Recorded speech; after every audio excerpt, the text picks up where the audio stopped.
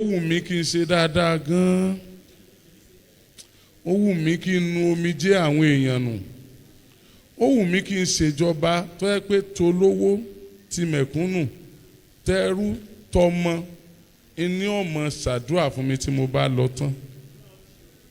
Ṣùgbọ́n àwọn èèyàn tí máa ń wù wọ́pọ̀ gan, ṣùgbọ́n àwọn tí wọ́n máa ń súnmọ́ wọn àwọn nìkà. Mo gbọ́ ìtàn sákúlà. Mo ṣalábàápàdé ìkan nínú àwọn tó lọ wọn sákúlà gangan nígbà ìjọba bàbá Ládọjà. Lára àwọn tó lídìí wọn lọ wọn sákúlà. Mo ṣalábàápàdé wọn. Mo dẹ̀ mọ ìtàn sákúlà yìí.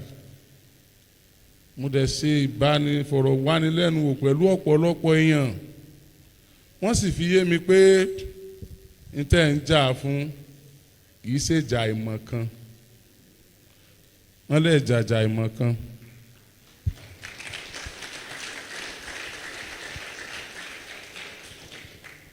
Lóòótọ́ níjọba gbalẹ̀ yín. Wọ́n gba 75 left 75 right. Ṣé gbogbo wa la agree sí yẹn? Thank you. Ṣùgbọ́n ìgbà tí wọ́n gbé sákúlà dé, wọ́n pe àwọn technocrats, àwọn òṣìṣẹ́ ìjọba. Wọ́n ní kán lọ design circular road. Wọ́n dẹ̀ design circular road with 75. Accusation ilẹ̀ tíjọba bá fẹ́ gbalẹ̀ is of two types. Wọ́n pè kan ní plan accusation. Wọ́n pè kan ní total accusation. Ìtí wọ́n present ìgbà yẹn ní plan accusation, not total accusation. Ìtí wọ́n pè ní plan accusation is that títì lọ kọjá lọ láàrin left lélẹ̀, right lélẹ̀ to my side, left lélẹ̀. Ìjọba gba bí, ọgbà bí, ọgbà títì. Ṣùgbọ́n bí ìjọba ṣe gba bí yẹn, gbogbo àwọn tó wà ń bí àní lé wọn kúrò.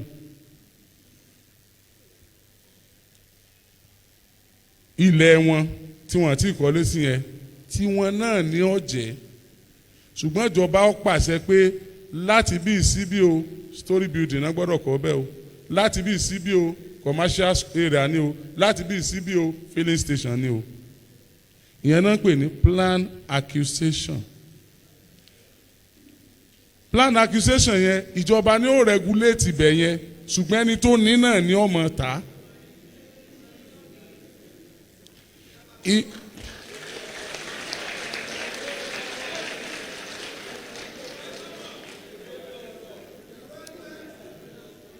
Ìkejì ni wọ́n ń pè ní total accusation. Total accusation yẹn tí wọ́n bá gbalẹ̀ bẹ́ẹ̀ tán láwọn gbélé yìí, wọ́n á lé gbogbo wọn dànù. Eégún wọn ò ní sẹ́ńbẹ̀ mọ́. Wọ́n à ní lápá ń bẹ̀ mọ́ rárá. Wọ́n á kàn fún wọn lówó tí wọ́n fún wọn, wọ́n á ní kàn máa lọ. Sẹ́rí that níbi tí nǹkan ti ń work, that plan accusation yẹn náà, wọ́n á sì take care àwọn yẹn o, pọ̀ owó tó kéré ni o. Tó bá jẹ́ pé I was talking to somebody, mo wà highly inquisitive, particularly on this issue of circular road. Mo wá ń bi ọ̀pọ̀lọpọ̀ yẹn ló gbé mi dọ́dọ̀ ẹni yẹn. Torí mi rò pé ìgbà míì tí mo bá sọ̀rọ̀, wọ́n lè ní torí pé ó jẹ́ rédíónìk ni, wọ́n lè ní kí ló mọ̀ nípa àjọba, that language, pé kí ló mọ̀ nípa àjọba, òṣòro kò easy bẹ́ẹ̀ ni, kí n tó bí mo ṣe tó yìí náà, níwọ̀n bí mo ṣe mọ̀ yìí, ni mo ti máa sọ pé tí n bá ti kọ́lé ẹyọ kan, tí n bá lówó, kí n tó kọ́ kejì, n ti make sure pé àwọn tí ò dín ní 10 náà donílé lára mi. Wọ́n máa ń sọ fún mi gbà yẹn pé torí pé mi tí lówó ni. but mi ti wà lówó tó bí mo ṣe rò pé màá ní tó tí mo fi ṣe ju bí mo ṣe ní màá ṣe lọ. ó wá jẹ́ kí n mọ̀ pé gbogbo tó o bá jẹ́ nǹkan tán ò ní ṣe nǹkan tó o bá débẹ̀ tán kò possible. Mo rí i pé most of the time ó ní ṣe pẹ̀lú irú ẹ̀ńtẹ́ni yẹn jẹ́ gan. Mo wà worried, mo fẹ́ mọ̀ bóyá ìròrí mi bóyá kò bá ìjọba mu. Ló gbé mi dọ́dọ̀ ẹni yẹn ni mo ṣe bi wọ́n léèrè pé ṣé kò possible kí ìjọba gba abẹ yẹn ni, ṣé bí wọ́n fẹ́ kí ìlú develop fine kí ìjọba gba abẹ yẹn, ibi tí ilé ti pọ̀ sí yẹn kódà kó jẹ́ ilé alámọ̀ ló wà ń bẹ̀. Okay, little story. Wọ́n pè bí kan ní is it not Makinde ní London, Makinde. Ṣé mọ̀ pé àwọn tó níbẹ̀ gangan àwọn ni wọ́n lé kúò ní London, ó ti di new city báyìí.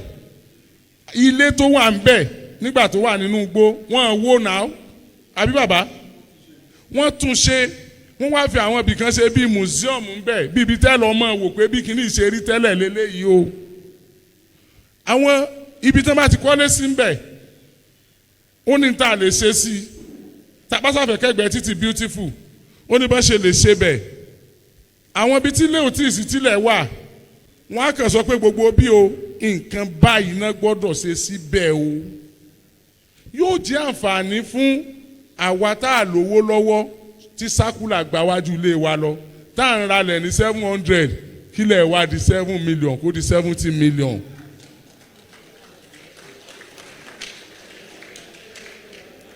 Naturally ìjọba ò gbọ́dọ̀ rò pé òun fẹ́ ṣe nǹkan sílùú kó wá máa ronú profit,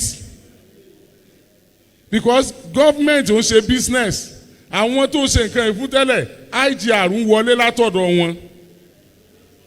Ẹni tó gbé circular road tó ń ṣiṣẹ́ ní gate, ẹni tó ń gbé circular road tó jẹ́ civil servant, gbogbo wọn náà lè ń gba tax lọ́wọ́ wọn tẹ́lẹ̀. It is the civic responsibilities, ojúṣe ni, kò pin dandan ká tọ̀nà ẹ̀ sí business. So tí aráàlú tó bá ṣe pé aráàlú ló benefit ń bẹ̀ yẹn, tí ẹni tí ó mọ̀ pé òun lè ka mílíọ̀nù láyé náà ka 70 million. Ìjọba yẹn ló empower àwọn yẹn. The money is still within the economy of the state.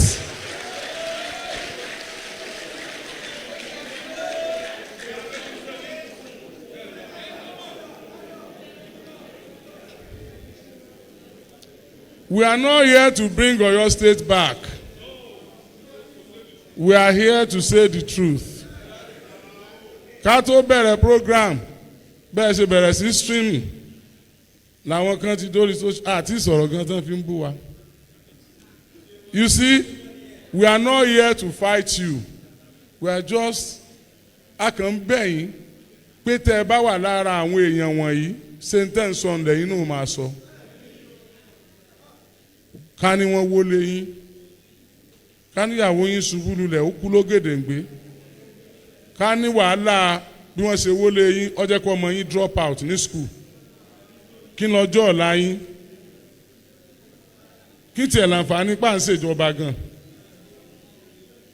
Àǹfààní ìjọba náà ni káràlú tá à ń ṣèjọba lé lórí kó benefit lára ìjọba tá à ń ṣe. Ọlọ́run orí mi o, wọ́n á ṣe pé mò ń sọ ilé kí n fi wọlé ni wọ́n lọ máa yan ọba sípò, wọ́n lọ yọ ọba kúrò nípò, wọ́n nìkan lọ lágbára kó yan olórí. Orí inú mi o tó bá ṣe pé mò ń ta àwọn tó jókòó yìí ni, ṣùgbọ́n tí n bá tàn wọ́n tó o fẹ́ fi bí mo ṣe jẹ́ gan hàn sí ayé, sọ mí di gómìnà ìpínlẹ̀ Ọ̀yọ́.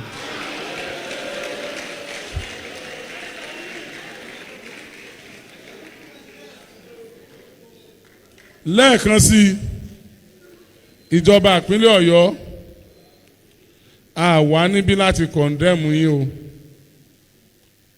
Àwọn kan ni wọ́n wá padà lọ bá ìjọba àgbà yẹn pé wọ́n padà lọ bá ìjọba pé àǹfààní lélẹ́yìí to acquire more. Ìní wọ́n fi sọ di 500. Torí ẹ̀ mo ṣe ṣàdúrà tí mo kọ́kọ́ ṣe lẹ́ẹ̀kan yẹn pé kọ́lọ̀ mọ́ fi ẹni ibi tì wá.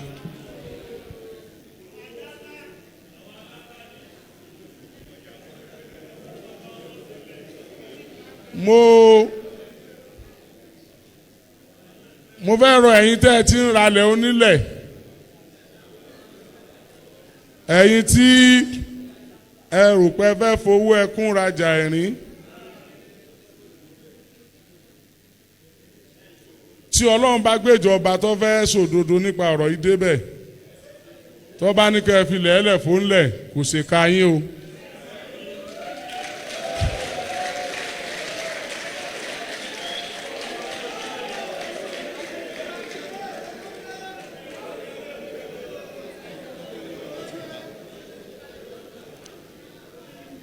ẹ̀yin tí wọ́n dẹ̀ rán wá bí ẹ kàn waste owó mọ́tò ni, torí pé bẹ́ẹ̀ wá bí gan gbogbo tá à ń ṣe àwọn tó rán yín wá wọ́n ń wò ó.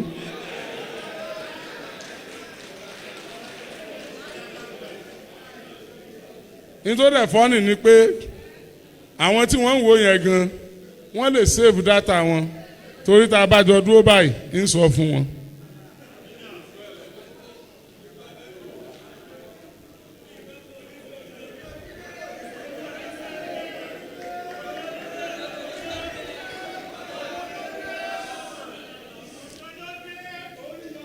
Development, àwa tá a jókòó ń bí lẹ́ni àìsọ̀tà development o. Anybody tó bá dẹ̀ ń rò pé torí Yọmí bá wọlé yóò dọ́yọ̀ padà sẹ́yìn, yóò dọ́yọ̀ state padà sẹ́yìn, dúná mo fẹ́ bi ẹnì kankan, ṣé bó ṣe ń wò mí yìí, bó kàn ṣe ń wò mí yìí gan, ó ti gbé mi sẹ́gbẹ̀ẹ́ ẹni tó ní kò ní dá padà sẹ́yìn, èmi àti ẹ ti jọ ń sọ̀rọ̀, ó ti dúró ná, ó ti wo program tẹ́ni ẹni, ó ti wo tèmi, so ó ti rí manifesto mi ni. èèyàn kan kọ́ ló máa ń ṣèjọba, èèyàn kan kọ́. gbogbo development tó bá ti lè pa aráàlú lára, tá a bá mú nǹkan wá látòkèrè a máa domesticate ẹ̀. What I mean by domesticate is that a gbé wọ̀lú wa, a wá wo àṣà àti ṣe ìlú wa, báwo ló ṣe bá a mú sí. Nigeria is a developing country, not a developed country. You cannot borrow a policy from a developed country and you bring it to a developing country and you want it to work 100% immediately. It's a gradual process. It's a gradual process. These so-called developed countries, wọ́n bẹ̀rẹ̀ lọ́jọ́ kan, díẹ̀díẹ̀ làwọn náà débẹ̀. Akíjọba ìpínlẹ̀ Ọ̀yọ́, mi ò wá bí láti wá campaign. Tó bá jẹ́ pé àwọn tó jókòó yìí mi ò kì í bá wọn ṣe tẹ́lẹ̀ ṣáájú àkókò yìí ni wọ́n ní gbọ́ bí mo ṣe ni mo tún fẹ́ bá wọn sọ̀rọ̀ yìí, they will not listen to me. Wọ́n dẹ̀ gba 1 naira lọ́wọ́ mi. Èmi ni mo ní mo fẹ́ bá wọn sọ̀rọ̀, àwọn ni wọ́n gba hall. Bóyá wọ́n gbàga ni bóyá wọ́n bá ń bẹ I don't know, àwọn ni wọ́n gbàga. Àwọn náà ń júwe bí fún mi, ó súnmọ́ léṣẹ́ mi ṣùgbọ́n mi ò débí rí. Bó ṣe jẹ́ pé mi ni mo ní mo fẹ́ bá wọn sọ̀rọ̀. That means pé ìyà yẹn ń jẹ wọ́n. Wọ́n ń wá ẹni tí ó yọ wọ́n kúrò nínú ìyà ni. Just forget about it. This is what they want. See, ẹni tó kàwé ń bẹ nínú wọn, ẹni tó ti lọ ìlú òyìnbó tó ti dé tó tún wá ìlú òyìnbó tó ń wálé wà nínú wọn. Wọ́n ti sáré, wọ́n rí ojútùú, wọ́n ti pidán, èèyàn ni wọ́n ń dà. They don't need to have this meeting with me. Tán bá ti rí solution pẹ̀lú ìtàn béèrè before now. They are looking for solution. Àwọn ẹni yìí ti lọ bẹ́lòmíì náà ṣèjọba tí ò sí ìjọba nísìnyí tó náà fẹ́ di gómìnà. Wọ́n ti bá ṣèjọba, wọ́n ti lọ bá ṣe pàdé. Wọ́n gbé èèyàn ni wọ́n rẹ́dì láti tẹ́tí sí nítorí pé wọ́n fọ́nà àbáyọ.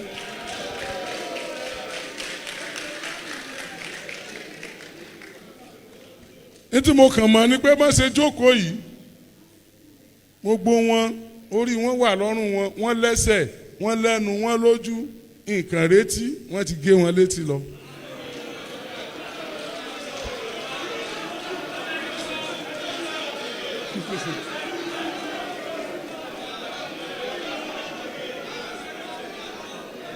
No more. Mo rí i pé wọ́n lápá, wọ́n lẹ́sẹ̀, wọ́n lójú, wọ́n nímú, wọ́n lẹ́nu, bọ̀ mi ò retí, wọ́n ti gé wọn létí lọ. Wọ́n gbọ́ nǹkan kan. Nǹkan ẹyọ kan náà fẹ́ gbọ́ ni no more.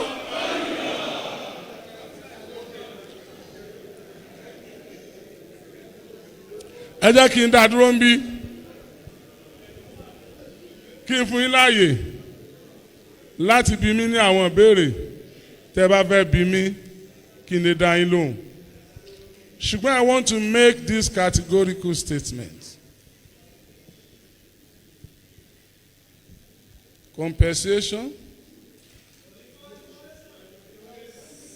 Compensation. Taking the corridor back to 75. Ẹ jẹ́ mọ́ mú kọ̀ọ̀kan. Alákọ̀ọ́kọ́ tẹ̀yìn gan mọ̀ fúnra yín. Kí mọ̀ sọ fún yín. Tẹ́ ẹ lè fọwọ́ gbáyà tẹ́ ẹ bá ní ṣàbòsí. Ó ní pé Oriyomi ò lè ever take 500. Tẹ́ ẹ mọ̀ mí tẹ́lẹ̀. Màá dẹ̀ fún yín ní ìdí tí ìfi nílò 500. Àti ìdí tẹ́nibọ́dì tó bá sọ wípé mo dá Ọ̀yọ́ padà sẹ́yìn torí pé ń lo 500 tí ó fi padà lọ lé lọ ronú pé aláìmọ̀kan lòun. Àwa gan mọ̀ àmọ̀jú tó ló ń mọ̀ lọ. I have with me here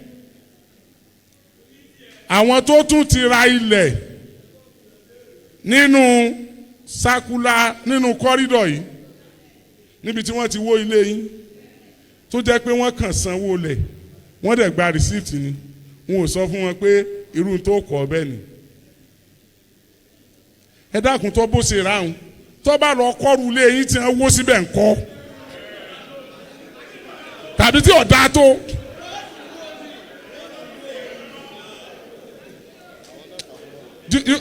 Ǹjẹ́ tí mo sọ yé yín ẹ wo àpẹẹrẹ àkọ́kọ́ tí mo kọ́ mú wá yẹn tó bá jẹ́ pé irú ẹ̀ ni wọ́n ṣe ni bí wọ́n ṣe talẹ̀ fún yẹn wọ́n á ti fún ní gbogbo conditions. Number 1, iye ìgbà tílẹ̀ yẹn gbọ́dọ̀ wà níbẹ̀ tí ó fi kọ́. Number 2, irú structure tó gbọ́dọ̀ gbé síbẹ̀. Irú structure yẹn náà lẹ́dẹ̀rí nínú gbogbo ohun tó wà níbẹ̀.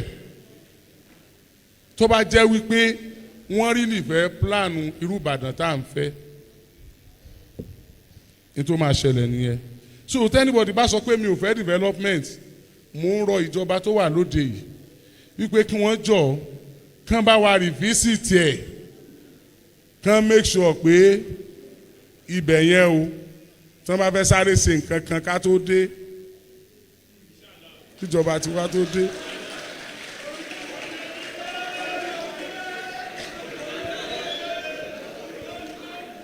So pẹ̀lú tó wà ń bẹ̀ yẹn mi ò rí reason tí 75 fi kéré jù fún left side and right side from our own side mi ò rí reason, that's all.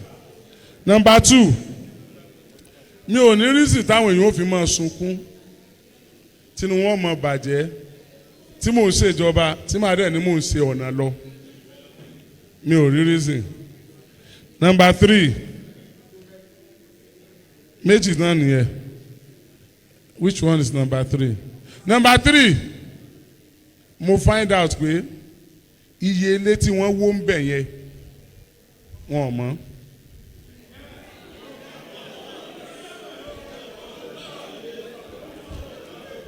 Àbí ṣé ẹ mọ̀ yẹ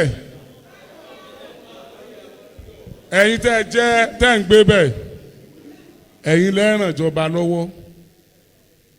Yeah. Tíjọba bá fẹ́ san compensation ìjọba tí ó san ni mò ń sọ o ọ̀dà ìwà máa béèrè yín.